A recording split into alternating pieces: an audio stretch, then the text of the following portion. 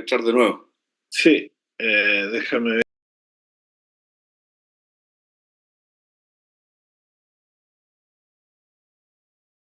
Para el protocolo.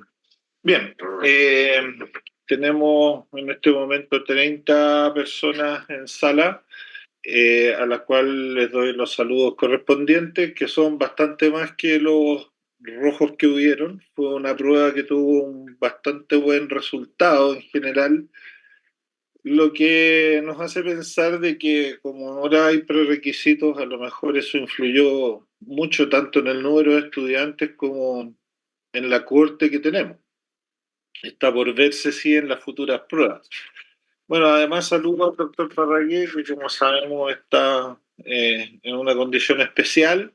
Él habrá explicado esa condición, pero como es costumbre en el grupo, tenemos nosotros el hábito de que cada profesor responde por sus preguntas. Así que vamos a iniciar esto para no dilatar más, porque además en España tiene un horario distinto al de acá y yo supongo que tienes otras cosas que hacer. Tengo una reunión de fondo a las 8:30 de la noche de acá. Claro, bueno. Entonces yo la metodología voy a mostrar la estadística y después voy a leer las preguntas que tú debes tener respaldadas también y vamos viendo qué es lo que pasó con cada una de ellas y sus comentarios. Entonces, ¿me dices que se ve bien? Sí. Voy a achicar esta cosa para no ver. Bueno,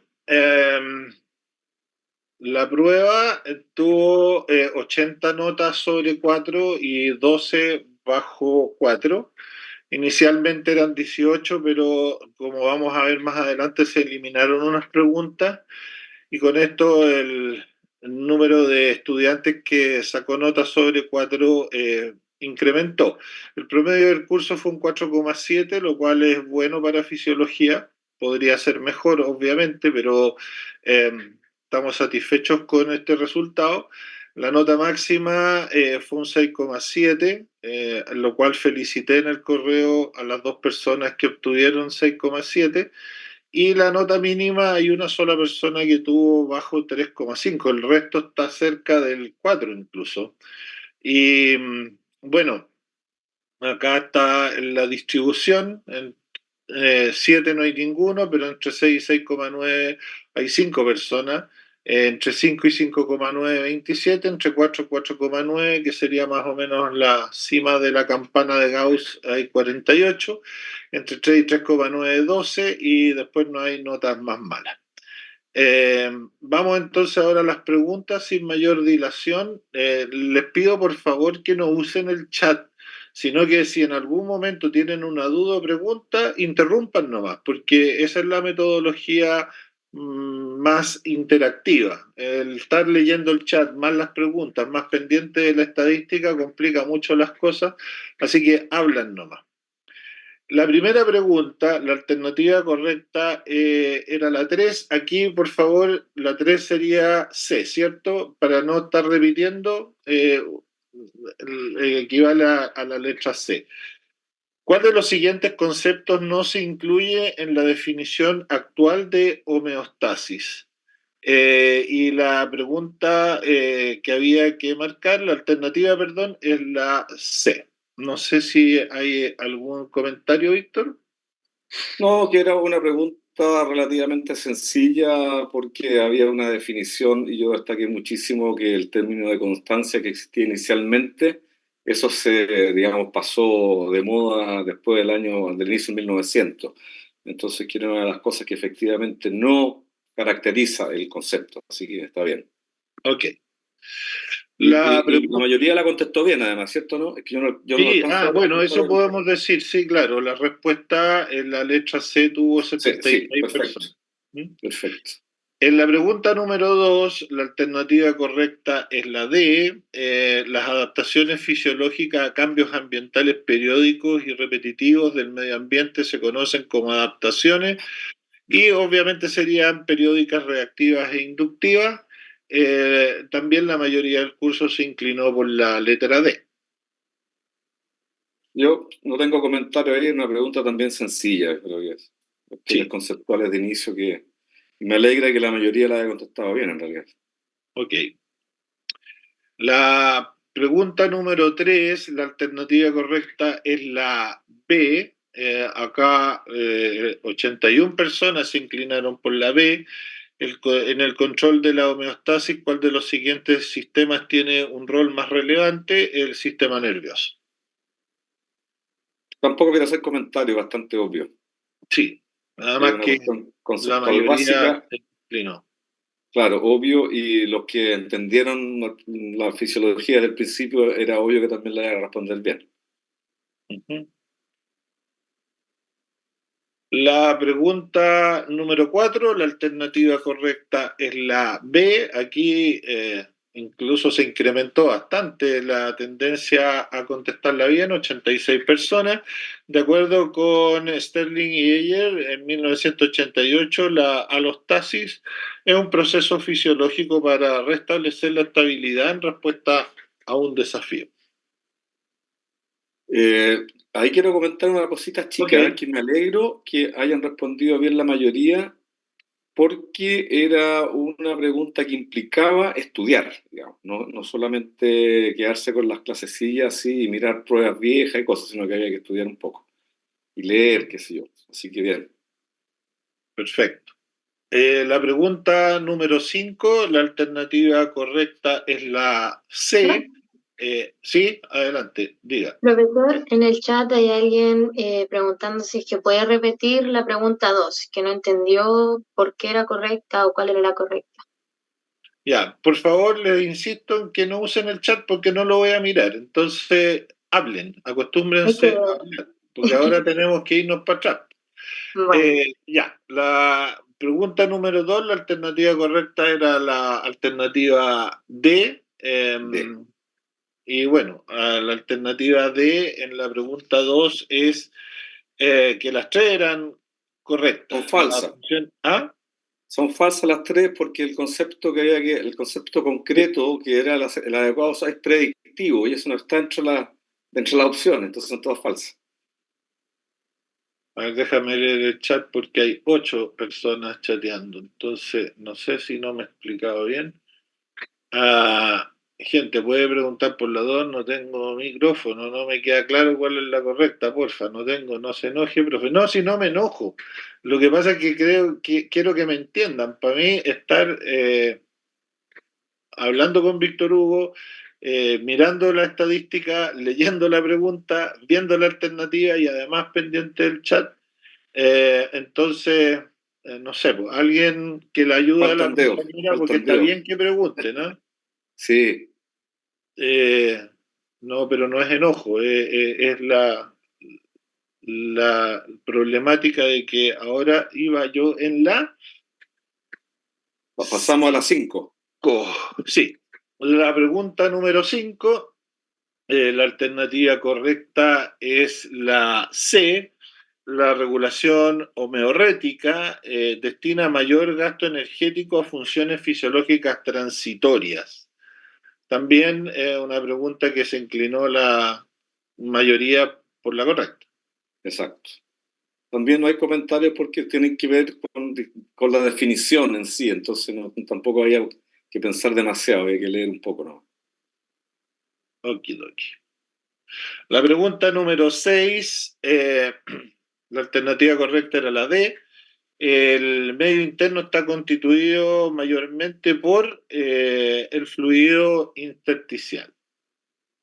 Eso Aquí también está claro. hubo más distribución con la B. Con la B, no, bueno, mira, yo creo que es muy probable que, bueno, las confusiones siempre van a haber, pero le insistí muchísimo en que a veces es fácil confundir interno con intracelular, ¿eh? Pero el medio interno es exactamente lo que está fuera de la célula, es todo fluido fuera de la célula. Entonces, faltó un poquito de estudio, digamos, a los que se equivocaron. ¿Vale? La pregunta número 7, La alternativa correcta es la B, como eligió 81 personas eligieron esa. Decía, una perra de 20 kilos que sufre una hemorragia con una pérdida de sangre estimada en un 5% de su volumen sanguíneo total. ¿Cuánta sangre se le debe reponer para normalizar su volumen sanguíneo? Y la respuesta correcta era la B, con 50 ml. Y se inclinó la mayoría también como correcta, ¿no? Sí, sí. Ya. Esa era una simple regla 3, sabiendo que el volumen es aproximadamente el 5% del peso corporal. Y el 5% de eso, entonces ahí daba la proporción. Vale. Vamos a la pregunta número 8. La pregunta número 8, la alternativa correcta es la D, 50 estudiantes, hay una distribución más heterogénea, 28 por la A, 10 por la B. La pregunta decía, una sustancia osmóticamente activa se caracteriza por... Las tres alternativas son falsas. Estar en solución y moverse libremente a través de las membranas celulares, ser capaz de moverse a través de la membrana celular por transporte activo y atraer agua desde el medio extracelular. Claro, mira, yo creo que ahí, porque veo que el segundo grupo de gente contestó la A, mayoritariamente los que se equivocaron en realidad, y precisamente una sustancia osmóticamente activa es lo inverso a la de la A. Es una sustancia que por no poder moverse a través de las membranas atrae agua. Entonces, no, yo perdón. Sí. ¿Consulta podría repetir cuál era la pregunta? Que no la alcancé a escuchar. Una sustancia osmóticamente activa se caracteriza por... Y las tres alternativas, o sea, la correcta era la D, estar en solución y moverse libremente a través de membranas celulares, ser capaz de moverse a través de membrana celular por transporte activo y atraer agua desde el medio extracelular.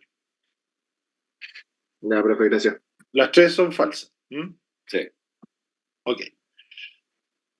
La pregunta número 9, esta se cataloga como una pregunta más difícil. La alternativa correcta es la B, con 31 personas que acertaron, es decir, la mayoría se equivocó. Si un mol de calcio pesa 40 gramos, ¿cuánto calcio debo agregar a un litro de solución para que tenga 100 miliequivalentes de calcio? La respuesta era la B, 2 gramos. La B, sí. De ahí... ¿Profe? Tirar, si nos pudieran enseñar a cómo sacarlo, es que yo estuve hablando con hartos compañeros, hasta los pregunté en el grupo de generación y como que nadie sabía, como que no lograron casi nadie a la respuesta porque como que todos nos complicábamos, porque yo, por ejemplo, yo tenía entre las 2 o 0,2, pero era una de las dos, yo sabía que era una de las dos, pero no llegaba al resultado. Si nos pueden explicar bien cómo se hace, porfa. Ya. Mira, un mol de calcio pesa 40 gramos y el calcio, como tiene valencia 2, ¿cierto? Un equivalente serían 20 gramos por litro. ¿Sí? Sí, en eso me queda claro. Ahí estoy, ahí ya estoy. Ya, la milésima parte de esos gramos son...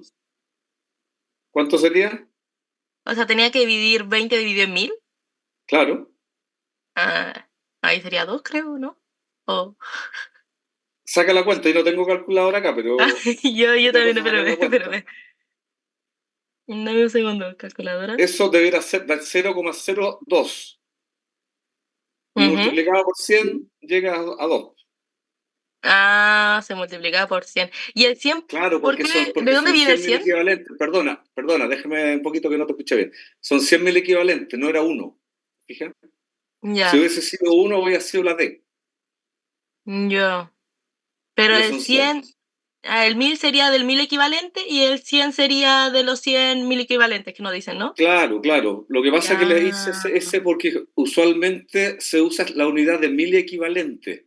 Entonces, por eso que los llevé a esa unidad, que es la unidad habitual, para que aprendieran a ejercitarse en eso, ¿no?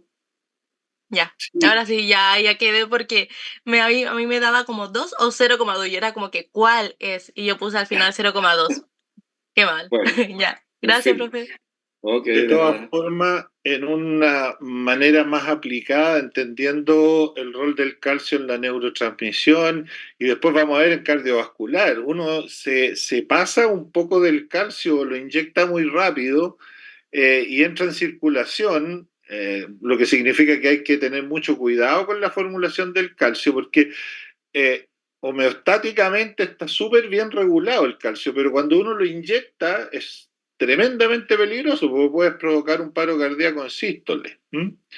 Entonces, el cálculo de una formulación donde se restablece calcio, por ejemplo, en una hipocalcemia posparto, es tremendamente determinante, porque si ajusto bien la dosis, voy a recuperar al animal que tenía sintomatología nerviosa, pero si me paso, voy a tener un paro cardíaco en sístole. Así que cuidado con eso. Esa es la motivación de explicar las soluciones y eso.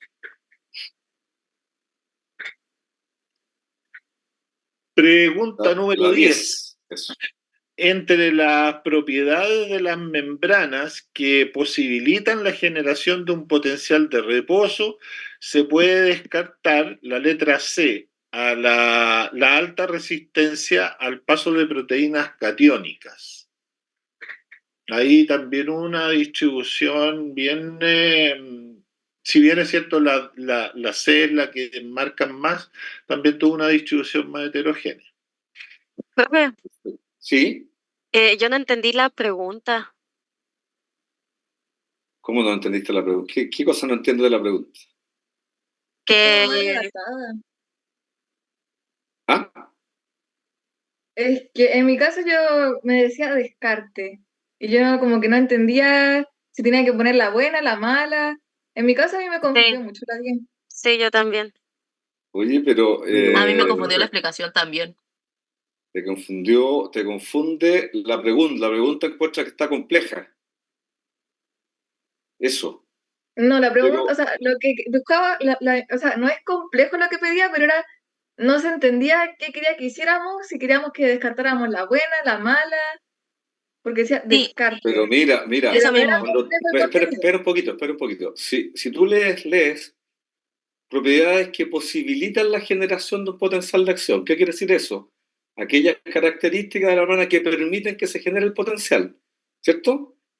¿Qué significa descartar? Algo que no lleva a aquello. Tú descartas algo que no sirve, ¿sí?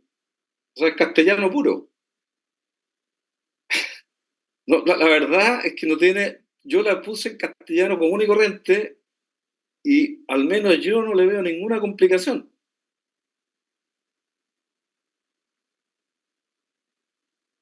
Bueno, en sala, No la veo que sea compleja.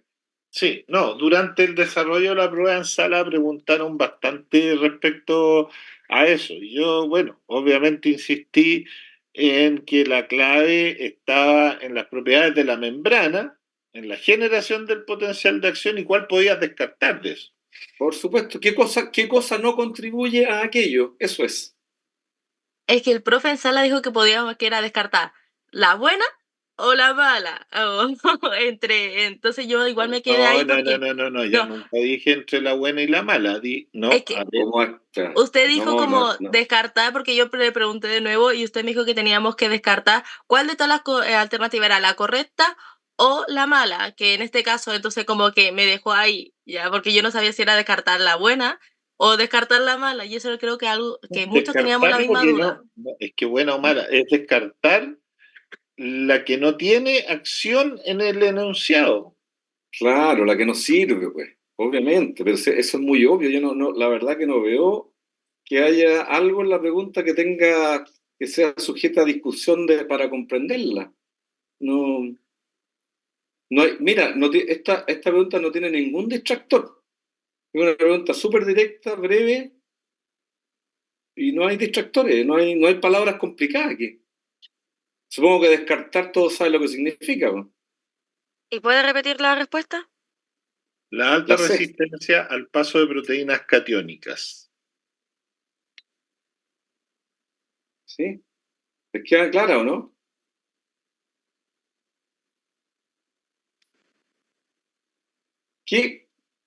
A ver,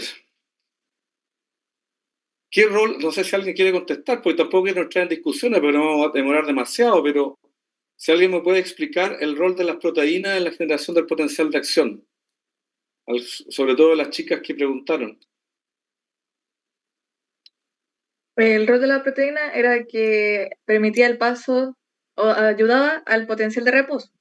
Entonces, ahí utilizaba la bomba sodio-potasio. Entonces, ¿o no? No, ¿No? no, en absoluto. Sí, En porque absoluto. ahí no se me perdí.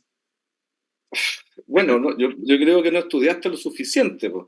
El tema No, es profe, que estudié lo las suficiente. proteínas Está que bien. contribuyen son las proteínas aniónicas, no las catiónicas. Y el resto de las opciones están buenas. Entonces la única mala es esa, porque es precisamente la proteína que tiene la carga opuesta a la que yo mencioné. Por eso que esa se puede descartar. ¿Ya? Échenle una mirada a la materia, repásenla. Yo creo que le hace bien Sí, repasar profe, eso. a mí me quedó eso, ahora que me lo dices, yo no entendía muy bien la C, como el paso del catión y del anión. Solo ¿Cómo entendía no? como la función de la bomba sodio-ATPasa y después de eso como que... No, pues yo les mencioné todos los factores, todos los elementos que contribuyen a la formación del potencial de membrana.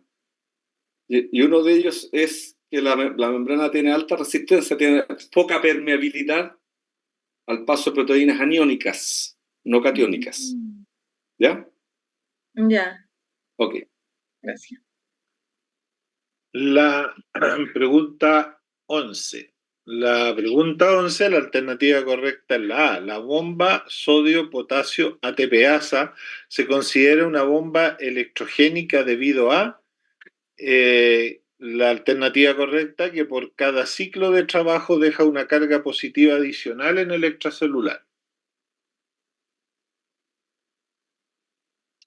Claro. ¿Cómo, profe? La repito. La bomba sodio-potasio ATPasa se considera una bomba electrogénica debido a, la alternativa correcta era la A, que por cada ciclo de trabajo deja una carga positiva adicional en el extracelular. Es una respuesta alternativa súper obvia, po. Basta mirar el monito de la bomba sodio potasio TPasa y eso es evidente. Sí, tal vez deberías comentar por qué la B y la C no son, ya que las D eran las tres alternativas anteriores son verdaderas. Ah, claro, no porque no tiene una mayor polaridad ni afinidad ni por sodio ni potasio en particular. Simplemente que por estructura hace ese cambio, digamos, de sacar 3 sodio y meter 2 potasio. Y que la composición proteica de la actividad tepeásica es una obviedad que no se relaciona con el hecho de que por cada ciclo, ¿cierto?, de movimiento o de acción de la bomba deje una carga positiva o negativa, daría lo mismo en este caso. Por lo tanto, esa alternativa no tiene nada que ver con la realidad. Ok. La pregunta número 12. La alternativa correcta es la C. Sí. Y la pregunta dice, el potencial de Nernst para potasio corresponde a el potencial de membrana, donde el flujo neto de potasio a través de la membrana es nulo. Y aquí, bueno, la mayoría la tuvo buena. Sí. Profe, a mí me surgió una duda de... Bueno, igual la puse esa, pero al final como... ¿Por qué no era menos 90? No es menos 90 porque el potencial de Nernst, además, si tú lo quieres calcular, es menos 93 de partida. Ah, En entonces como general. que dependía, porque si era menos 93, yo dije, bueno, igual está como cerca, pero dije, no me voy a arriesgar. Pero igual... Porque no puede. Además que en realidad la definición es que cuando el flujo neto es cero, o sea, lo que entra y lo que sale es igual. Esa es en realidad la definición. Que en general, en la mayoría de las células es cercano a menos 93, es así en la realidad. Pero conceptualmente el valor importa mucho menos que el concepto de que es cuando el flujo se equilibra. Eso es lo importante. Ok. La pregunta 13, la alternativa correcta es la D. Todas las anteriores son verdaderas. Decía, con relación a la ecuación de Goldman, Hodgins y Katz, se puede afirmar que permite la estimación del potencial de reposo de una membrana celular, considera la concentración considera la concentración todos los iones con actividad electrogénica a ambos lados de la membrana y contempla la permeabilidad específica de la membrana a cada ion. Ahí la mayoría también la tuvo buena. Sí, hay muchos que contestaron las dos. La B. La La concentración B de decía, todos. considera la concentración de todos los iones con actividad electrogénica a ambos lados de la membrana. Sí, es verdad, pero son las tres verdaderas. Ese es el problema. O sea, Sí. esa era parcialmente buena, pero no era la buena. Sí, había más buenas. Claro. La 14. La 14, la alternativa correcta es la D. Para la generación de un potencial de acción en una neurona, su membrana debe alcanzar el potencial donde se activan los canales de sodio dependientes de voltaje. Respecto de lo anterior, las tres anteriores son verdaderas. Un estímulo que logra lo anterior se denomina umbral o supraumbral. Generalmente el cambio de voltaje para ello debe ser de más 10 a más 15 milivoltios y diferentes estímulos subumbrales sumados podrían lograr el umbral. Está bien. Era una pregunta con un encabezado largo, pero fácil de entender y de responder. Y así lo entendieron 83 personas. Sí, muy poquitos se equivocaron. Pregunta número 15. La alternativa correcta era la D. En la generación de potenciales de membrana, el ion sodio es relevante respecto de este ion. Se puede afirmar que las tres alternativas eran falsas. A, su conductancia en la membrana es variable. B, se moviliza a través de la membrana mediante un solo tipo de canal. Y C, solo se moviliza hacia el espacio intracelular. La mayoría se inclinó por la alternativa A, cuando era la alternativa D.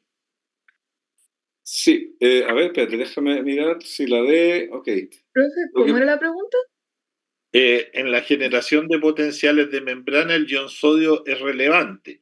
Respecto de este ion, se puede afirmar que ¿Y por qué lo de es como a un solo canal, dijo? ¿O a un solo ion? ¿Qué dijo ahí? su ¿En la B? conductancia en la membrana es variable, se moviliza a través de la membrana mediante un solo tipo de canal y solo se moviliza hacia el espacio intracelular. ¿La B? ¿Y la B? ¿Cuál es el problema? ¿La B? Sí, ese es el problema. No, porque acuérdense que hay dos grandes familias de canales. Hay una de canales lentos y una de canales rápidos. Y hay de canales que están permanentemente abiertos con bajita permeabilidad o conductancia, canales rápidos que tienen alta conductancia y que son dependientes de voltaje normalmente. Entonces, esa no puede ser, ¿no? De hecho, es súper relevante en la contracción del músculo cardíaco los canales rápidos y los lentos de sodio. Sí. A ver, pero la Eso pregunta era, también ¿la falsa? se lo destaqué bastante, así que...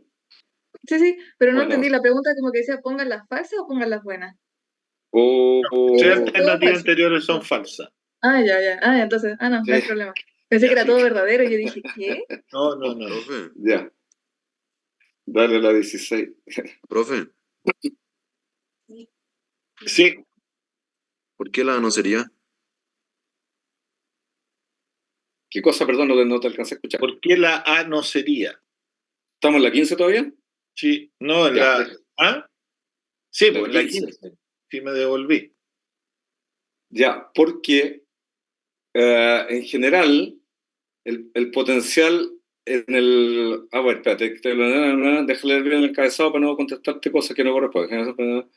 Un ion de sodio es relevante. Respecto a ion se puede afirmar que la concentración es variable. Sí,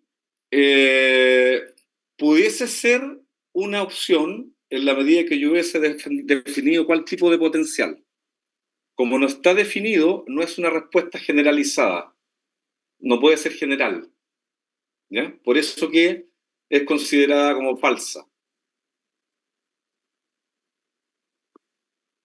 Porque eso. Pero aún así, si no se especifica qué potencial, también varía si fuera el uno o el otro. ¿O no? En los dos casos habría variación. Es que cuando ¿O está se sin cierran los apellido canales? queda como una alternativa vaga, por eso que no es aplicable para todo. Y como una pregunta general, se supone que debería ser aplicable para todo. ¿Fíjate? Es que tampoco especifica que es solo reposo, entonces ahí sería como invariable, pero para o volver al reposo o para salir del reposo sería variable. Bueno, pero si no se especifica es por algo. Si no, yo le hubiera dicho, oye, tal cosa sería la respuesta a otra. Por eso que está así la pregunta. Es que, mira, Es que sí lo entiendo, pero en todas las de- pruebas hay preguntas muy fáciles, regulares y difíciles. En algunas hay que pensar un poco más y analizar más el contexto de la pregunta, en otras menos. Esta es una pregunta que es un poquito más fregada, pues, más compleja porque le faltaba algo al contexto, pero que permitía, digamos, descartar opciones nomás, simplemente. Profe, ¿no se Pregunta. puede eliminar? ¿Qué ¿Ah? cosa, perdón? No escuché. No entendí nada porque habló varias gente juntas. Profe, alguien preguntó por qué la C no era. ¿Por qué la C solo se moviliza hacia el espacio intracelular? No, porque los iones se mueven para ambos lados, dependiendo de la situación de la membrana, justamente porque como no está definido la situación específica, entonces esa también es falsa. Es lo mismo que para la otra opción. Profe, disculpe. En este caso, ¿cuál sería como una respuesta correcta? Entonces, al enunciado que me enunció. No, pues la correcta es la que está, la D, pues. Esa es la correcta. Pero en ninguna de las anteriores. A lo que me refiero, ¿cuál o no era ninguna de las anteriores? No, porque tendría que ponerle una serie de opciones ahí. O sea, tendría que elaborarte una respuesta más o menos larga, que yo creo que no tiene mucho sentido. Ah, ya, perfecto. Gracias. Ok. Pregunta número 16. Entre las características de los llamados potenciales electrotónicos se encuentra que la alternativa correcta es la B. Sí. B.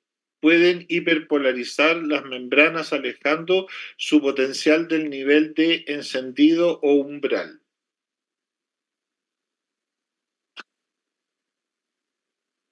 ¿Ahí la dejamos? Profe, ¿pudiera decir las otras alternativas, por favor? Sí, podría.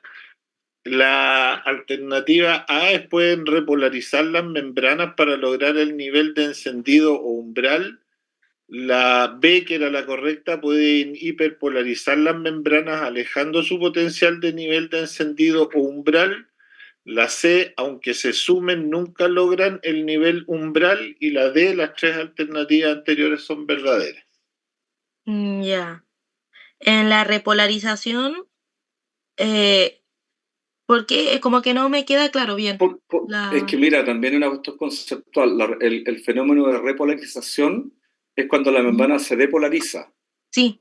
Entonces no tiene mucho sentido la sumatoria potencial electrotónico allí, porque en realidad está en un fenómeno de canales que ya están abiertos, entonces no hay sumación ahí. ¿Fija? Ah, ya, por eso, ya. Sí, por eso. Eso es. Mira, esto también no era una pregunta fácil, esa es la verdad. Esa es una pregunta que también haya que darle un poquito de vuelta y traer como el monito, el esquema a la cabeza, ¿m?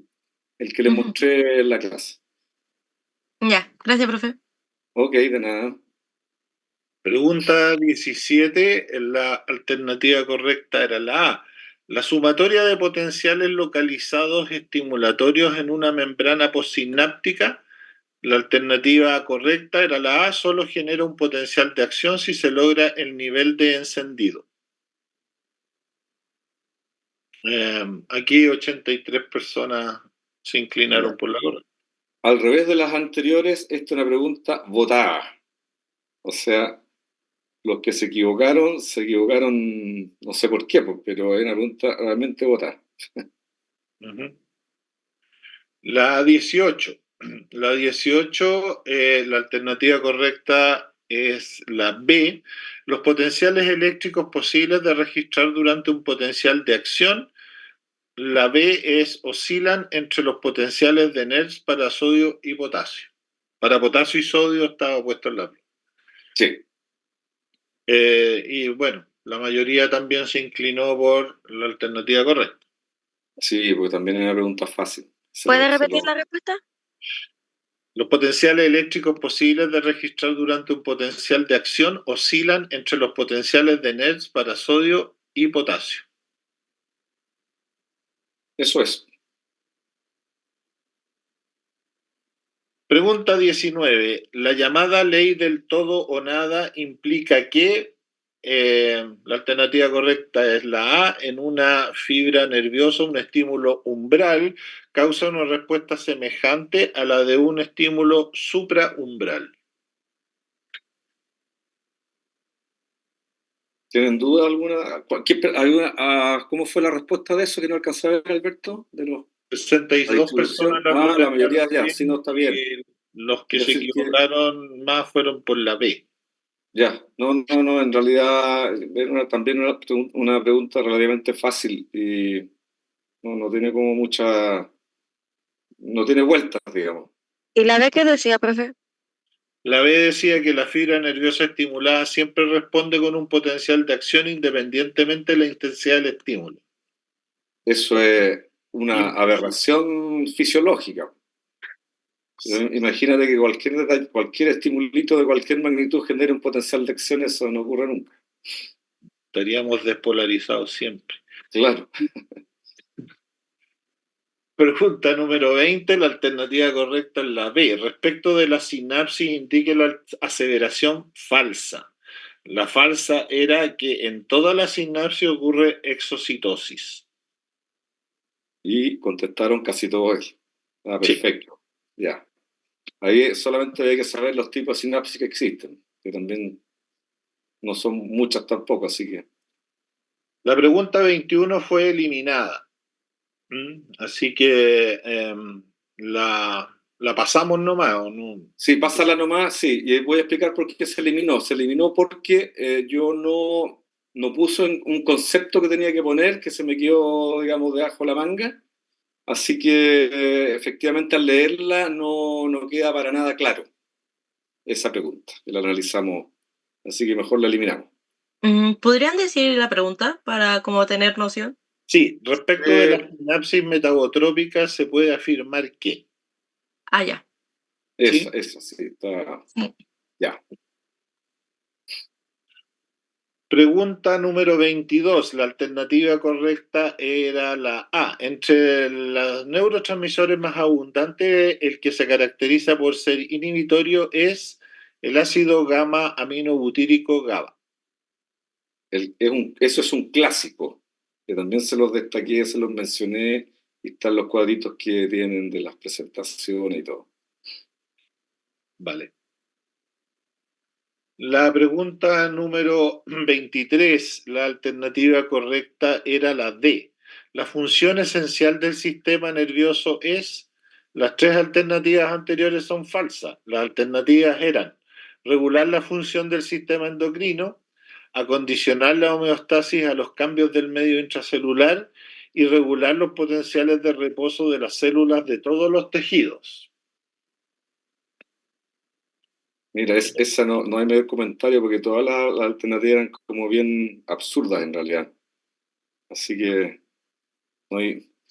¿Y qué hubo no, casi todos, excepto la 2. No, tiene 49 que la contestaron bien y 31 que se fueron por la B, que era Claro. condicionar la homeostasis a los cambios del medio intracelular. Básicamente lo que hace es al medio extra, a las condiciones ambientales, básicamente. Ya. Y la homeostasis del medio intracelular usualmente lo regulan otros factores, el sistema endocrino, básicamente, como el más importante. Por eso que no era la B.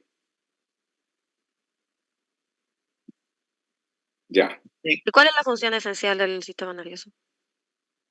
La función es ajustar la homeostasis a los cambios ambientales fundamentalmente y controlar en general, coordinar, digamos, las funciones mayores de todos los órganos del cuerpo para aquello. 24. Eso creo que es la segunda frase que digo en general en la primera clase, o la segunda idea. Pregunta 24. Desde el punto de vista morfológico, el sistema nervioso autónomo La alternativa correcta era comparte vías aferentes con el sistema nervioso somático. La mayoría contestó la A, que era la correcta. Sí, que también era una pregunta muy fácil. Pregunta 25.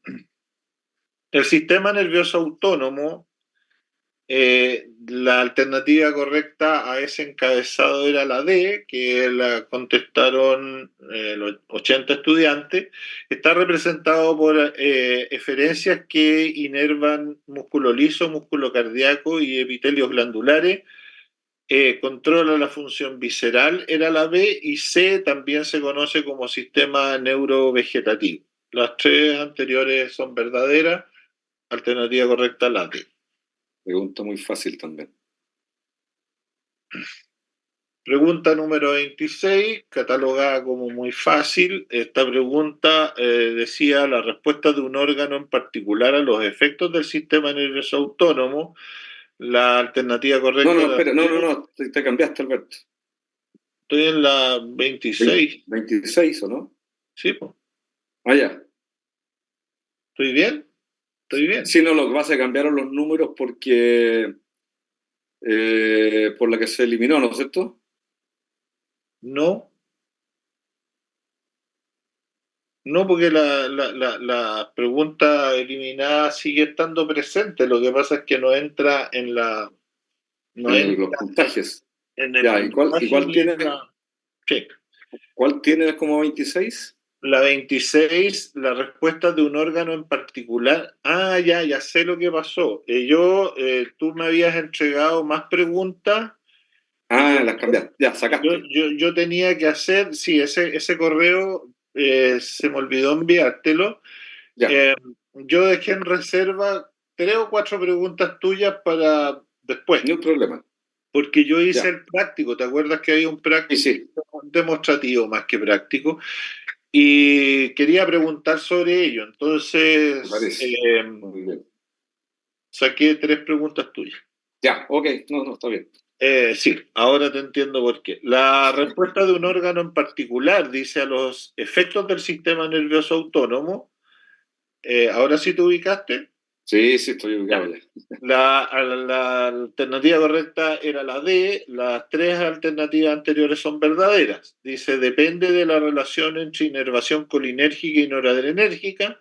Puede ser modificada por drogas agonistas o antagonistas y depende del tipo y cantidad de receptores a neurotransmisores autónomos que posea.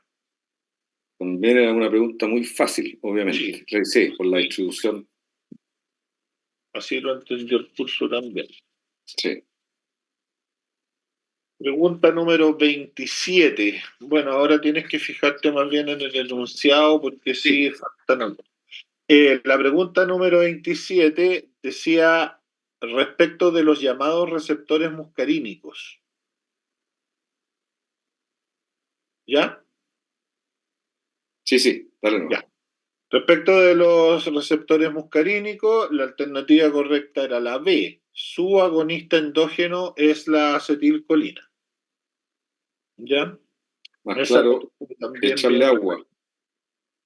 ¿Ah? Alguien comentó algo, parece, ¿no? No sé. No, se arrepintieron. Pregunta número 28. La alternativa correcta era la D. Luego de ejercer su efecto en una membrana posináptica, la acetilcolina, las 3 anteriores eran falsas. La alternativa correcta entonces había que señalar la D. Decía la A, es metabolizada por normetanefrina, es recaptada por la terminal presináptica y es metabolizada por la monoaminoxidasa. Las 3 eran falsas. ¿Estamos? Está. La pregunta 29 se eliminó también.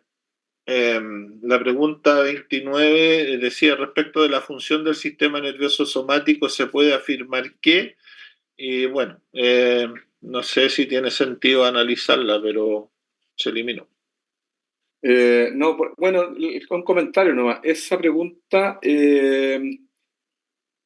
ver, espérate, ¿qué fue pasó con esa pregunta que no me acuerdo bien? Pues del análisis que hicimos de esta pregunta.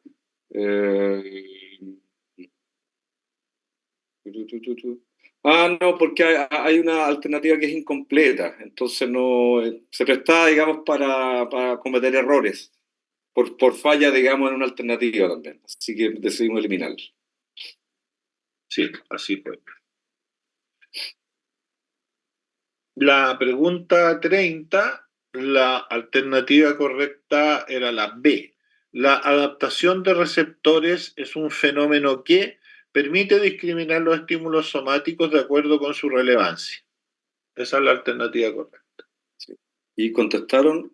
44 la contestaron bien y el resto se dispersó mayoritariamente entre la 3 y la 4. Sí, lo que pasa es que era una pregunta que no era fácil tampoco, había que entender un poquito Pero bien, la mayoría. Profe, ¿Sí? ¿pudieras Sí. decir las alternativas de esa? Porque creo que tengo una duda en esa. La adaptación de receptores es un fenómeno que la alternativa A señalaba ocurre en todos los receptores somáticos. La alternativa B permite discriminar los estímulos somáticos de acuerdo con su relevancia. La alternativa C disminuye el umbral de excitación de ellos. Y la alternativa D, las 3 alternativas anteriores son verdaderas. ¿Cuál era tu duda? Ya. O sea, me quedé como en la A porque yo, o sea, a diferencia, ¿cómo explicarlo? Me acuerdo que en el somático tenía muchos tipos de receptores y una de las adaptaciones era el fásico y el otro que... Sí. Sí, el tónico. Ya no importa, los nombres no importan, pero me El importa tema es el que concepto. yo pensaba que era todas porque gracias a eso están las adaptaciones. Ya, o sea, como decía de los tipos de adaptaciones, ya yo pensé que era como para todo, para todos los receptores. Sí, pero acuérdate que les puse un ejemplo que por lo demás es un ejemplo clásico, y es que los nociceptores no se adaptan y que son muy relevantes además en medicina veterinaria, que son los receptores de dolor. Sí, eso. Entonces, y por eso que no es verdadera esa opción. Ya. ¿Te fijas? Ahí sí. Y yo se los mencioné porque como sé que es importante, se los menciono. Ya. Y en la C, ¿cuál era la alternativa, disculpe? La C disminuye el umbral de excitación de ellos. Al disminuir el umbral de excitación sería que, a lo que entiendo, igual puede estar equivocada, es que no, como que cuesta más que se active el estímulo, por decirlo de esa forma. Descargaría mucho más. Sentiría mucho más Por lo tanto, sería contrario a la adaptación, ¿te fijas? Ya, ahí está, ya. Ahora sí. Sí. Vale. Gracias, profe. Ok, está bien. Gracias. La pregunta 31. La pregunta 31, la alternativa correcta era la D. Las 3 alternativas anteriores son verdaderas. La pregunta decía, la corteza somatosensorial, la alternativa A señalaba, es la zona principal de integración de la información sensorial aferente. La B reúne la información aferente de acuerdo con un mapa somatosensorial. Y la C está en estrecho contacto con la corteza motora. Las 3 eran correctas. Así lo Se entendí. contestó la mayoría, obviamente. Es una pregunta fácil también. La pregunta número 32 señalaba, la teoría del deslizamiento explica la contracción del músculo esquelético. En ella se indica que durante la contracción, la alternativa correcta era la C, las miofibrillas de actina se deslizan sobre las de miosina. También era una pregunta fácil, no como estuvo la distribución, la mayoría contestó bien. Sí. Profe, ¿y la D cuál era? Las otras eran, las miofibrillas de tropomiosina se deslizan sobre las de miosina, la troponina desliza a la actina y la D era, las 3 alternativas anteriores son falsas. Por lo tanto, nos quedó como correcta la C, que eran las miofibrillas de actina se deslizan sobre las de miosina.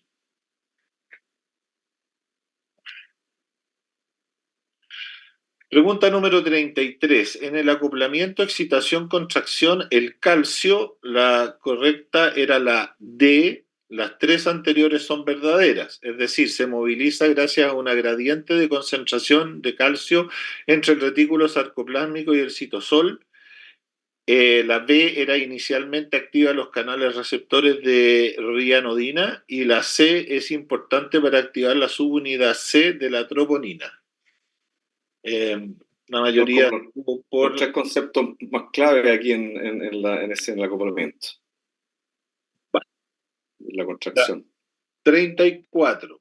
La pregunta 34, 89 la tuvieron buena, por lo tanto creo que es la más fácil de la prueba hasta ahora. Decía, ¿cuál de las siguientes proteínas no participa en el acoplamiento excitación-contracción? La alternativa B era la trombina.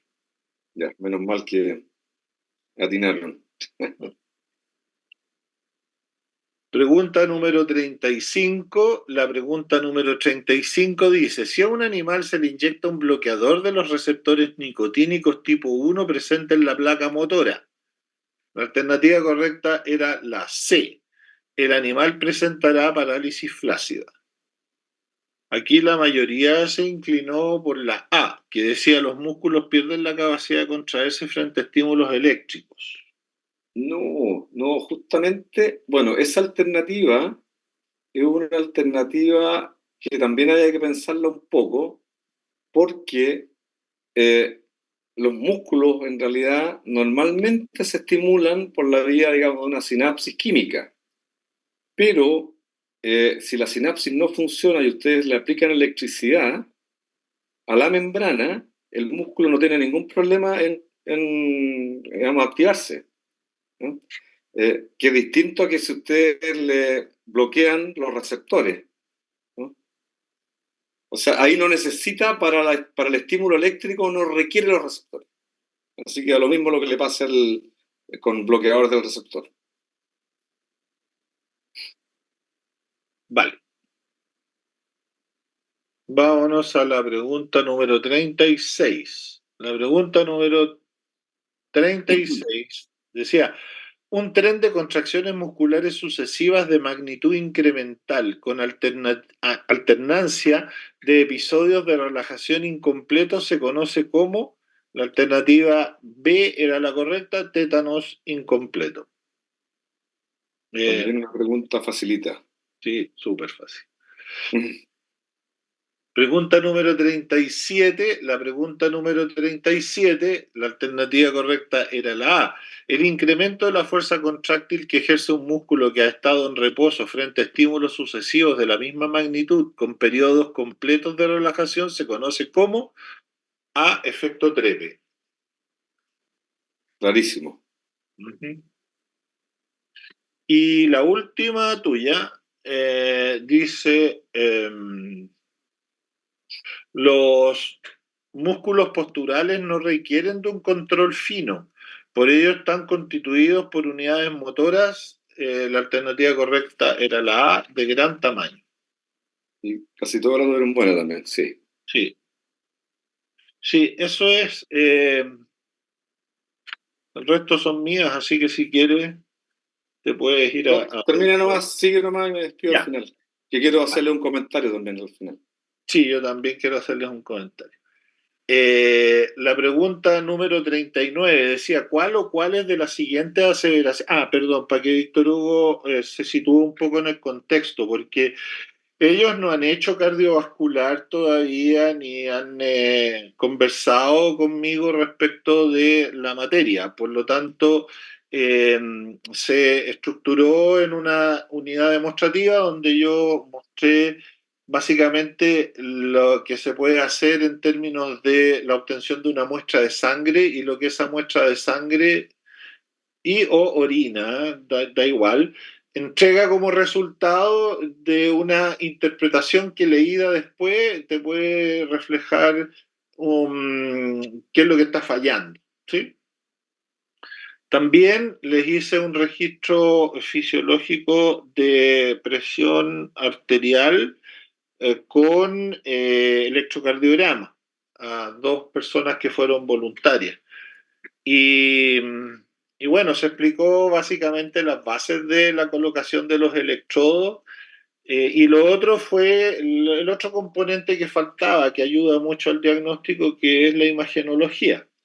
Entonces, se analizaron esos 3 componentes y yo le hice entrega de un apunte previo y sobre esa base y lo que se habló en la parte demostrativa se hicieron las preguntas.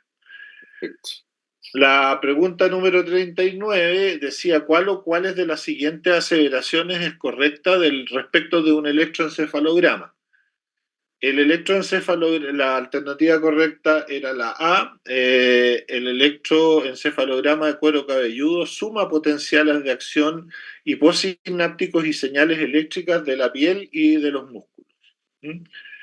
La B, porque la D era todas las alternativas señaladas son correctas, por lo tanto no era correcto que el electroencefalograma es una medición muy precisa de la actividad eléctrica del cerebro. La verdad es que no es tan precisa debido justamente a la superposición de campos que se estimulan, por lo tanto debe ir acompañada de otros análisis, aun cuando obviamente entrega información importante. Y la C decía en el registro del electroencefalograma monopolar, ambos electrodos se sitúan en zonas activas del cuero cabelludo y la verdad es que uno tiene que ser un contacto tierra, así que no van todas en el cuero cabelludo. La pregunta número 40. ¿Profe? Sí. Si la anterior dice que debe ser eliminada, ¿no será eliminada? No te fijes en eso. Ese es un error que, si tú te fijas en varias preguntas, está indicado con rojo. Ese es un error del software que usamos para corregir.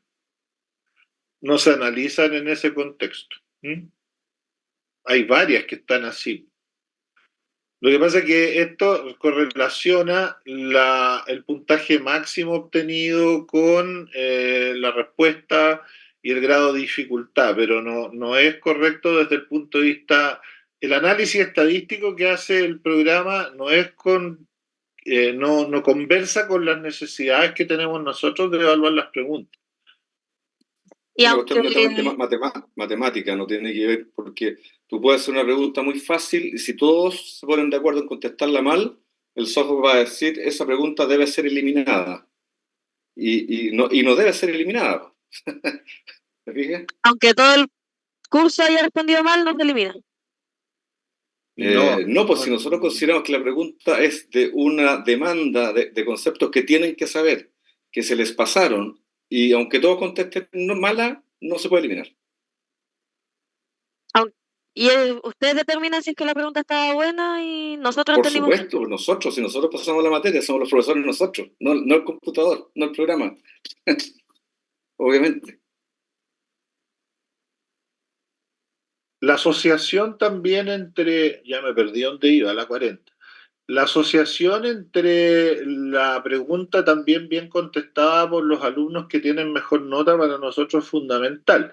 Y en tal sentido también los programas usualmente recomiendan que las preguntas que responde el 95% o más de los estudiantes como buena debe ser eliminada porque es muy fácil. Y nosotros tampoco aplicamos ese criterio. Cuando una pregunta la contesta la mayor parte del curso, es muy raro que una pregunta la responda todo el curso bien. No creo que nunca haya sucedido una cosa así. Pero supongamos que hay 100 estudiantes y 99 la contestan bien, esa pregunta debería ser eliminada. Pues nosotros no hacemos eso tampoco, lo sometemos a un criterio de evaluación porque muchas veces la explicación de la materia o el nivel de estudio de ustedes es el que incide, más que en la estadística misma.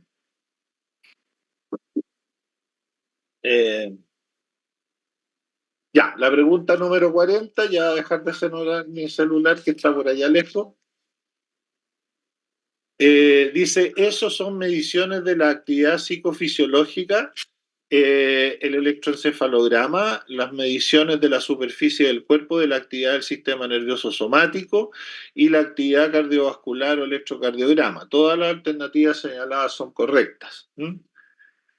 Eso se basa y se estructura sobre la base de que toda la actividad cerebral puede tener un impacto en los distintos parámetros que nosotros estamos evaluando. Y eso dependerá del nivel de activación de un individuo. Aquí la tuvieron, sí, casi todos buenos.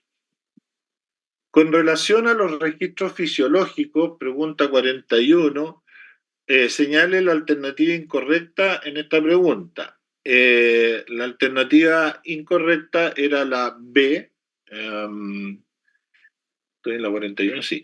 El impulso eléctrico que condiciona el latido cardíaco de atrios y ventrículos se origina en el nódulo aurículo-ventricular. Eso lo conversamos, el nódulo aurículo-ventricular o marcapaso sinusal es el que comanda todo. El impulso eléctrico que condiciona el latido cardíaco no es el aurículo-ventricular porque ese recibe información del sinusal.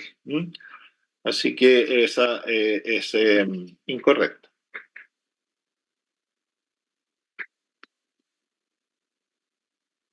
La pregunta número 42, la alternativa correcta era la A. De acuerdo con lo señalado en la actividad demostrativa, en un electrocardiograma normal, la repolarización de los atrios, yo le pongo aurículas porque muchos hablan de aurícula todavía, no se visualiza en el registro. La alternativa correcta era la A, porque está enmascarado por el registro de la despolarización de los ventrículos. La despolarización de los ventrículos es tremendamente potente en términos eléctricos y coincide con la repolarización de los atrios, por lo tanto queda tapado, les dije yo, y podría aparecer en el evento de que hubiese un retraso en la información desde el sinusal al atrio ventricular, pero un bloqueo que se llama normalmente. Pero normalmente, por eso se dice normal, no aparece.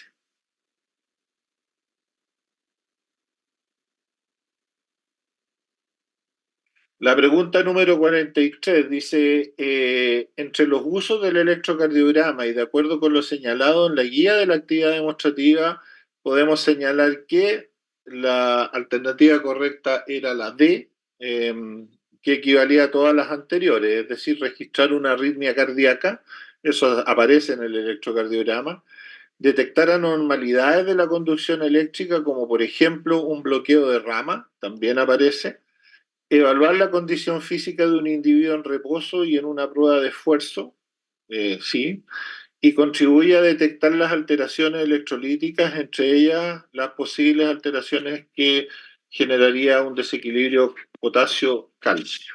Así que todas ellas pueden aparecer en el electrocardiograma. La pregunta 44 se eliminó por una razón muy sencilla. Decía respecto de las derivaciones del potencial eléctrico, señale la alternativa incorrecta. Bueno, aquí la mayoría se equivocó. Y la verdad es que la incorrecta era que la derivación BR mide la actividad en la cúspide del ventrículo izquierdo y la eliminé porque es una pregunta muy complicada. Es una pregunta muy complicada, si bien estaba explicitado en el apunte, no se espera que la sepan contestar sin haber hecho la correspondiente unidad de cardiovascular. Y finalmente la pregunta número 45, la alternativa correcta era la C, la onda T del electrocardiograma.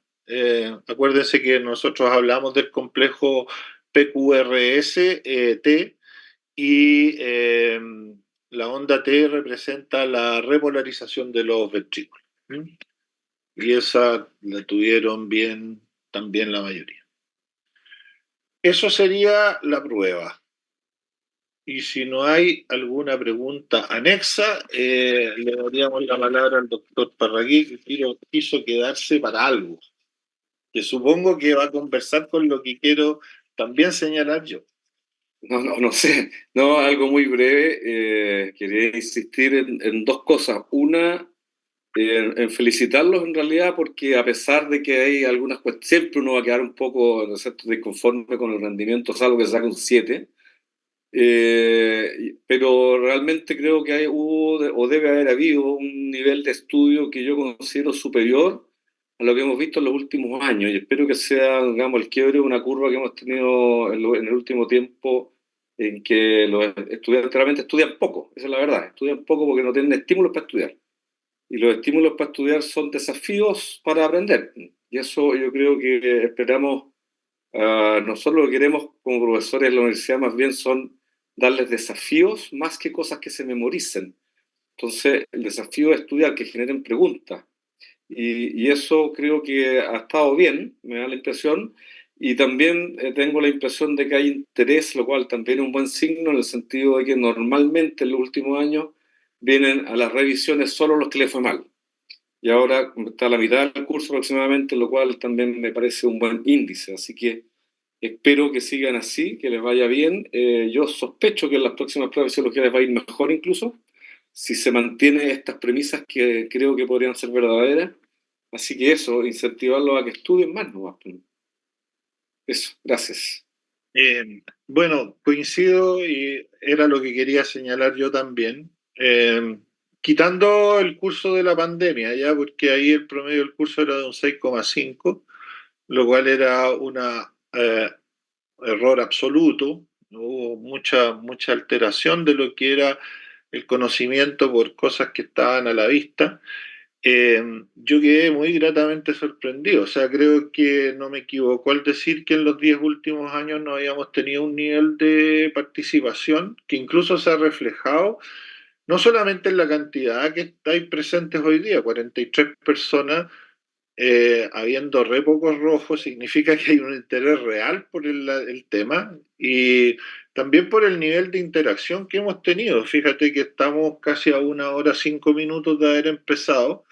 Normalmente en la revisión de la prueba nos demoramos 15 minutos, a lo más 16 minutos, pero hay una calidad de la pregunta y del análisis que vale la pena destacarlo. Así que estoy muy contento con este curso. Además van a clases, que es otra cosa que es súper importante. Así que yo la verdad es que aparte de felicitar a las buenas notas, porque un 6,7 en fisiología tampoco es algo que se vea frecuentemente, ni un promedio de curso que se acerque a 5. Yo creo que estamos con una oportunidad excelente y ojalá se mantenga en el tiempo eh, este nivel, porque fisiología, créanlo, es la base de lo que viene después, de la fisiopatología, de la patología, de la clínica. Así que concuerdo totalmente con lo que dijo Víctor. Eso, no sé si hay algún comentario más. Si no, les recuerdo que el lunes seguimos con renal, parece, ¿no? Sí, con el doctor Quilpe. Ya. 1.000.000 de gracias, Víctor. A esta hora tú ya estás con las 6 de la tarde, así que hay que irse para la casa. Estás silenciado. Ya. Estaba diciendo chao. Que les vaya muy bien, gracias por participar. Nos vemos en la sala. Saludos. Chao, profe, Chao, gracias. profesor. Chao, Gracias. profe, gracias. Chao.